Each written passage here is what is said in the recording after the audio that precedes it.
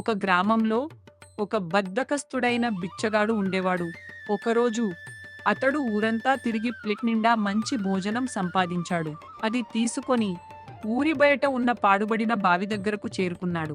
విశాలమైన బావిగోడపై కూర్చొని ప్లేట్ను చూస్తూ ఆలోచించాడు. కొంచెం లేట్గా తింటే మళ్ళీ భిక్షకై తిరగనవసరం ఉండదు అని ఆలోచిస్తూ నిద్రలోకి జారుకున్నాడు. ఇంతలో ఒక పెద్ద ఏనుగు భీకరంగా ఘీంకరిస్తూ అతని వైపు వచ్చింది.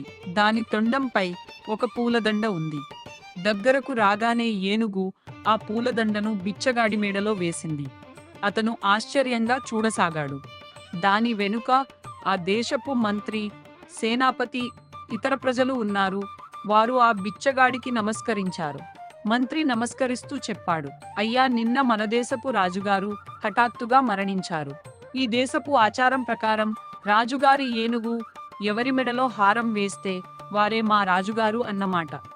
ఇప్పుడు మీరే మా రాజుగారు అంటూ సగౌరవంగా అతన్ని రాజమందిరం తీసుకువెళ్ళి రాజును చేశారు. తరువాత అతను 2 మంచి అందమైన అమ్మాయిలను వివాహమాడాడు.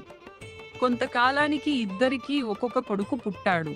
ఒకరోజు రాజుగారు కొలువుతీరి ఉండగా 2 కొడుకులు వచ్చి మీద కూర్చున్నారు. పెద్ద భార్య వచ్చి చిన్న భార్య కొడుకును లాగి పడేసింది.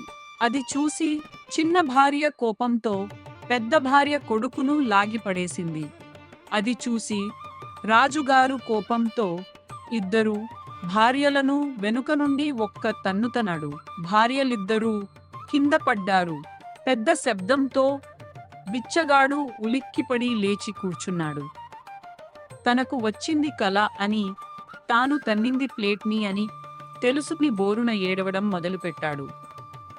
నీతి: ఎప్పటి ఆనందం అప్పుడే అనుభవించాలి.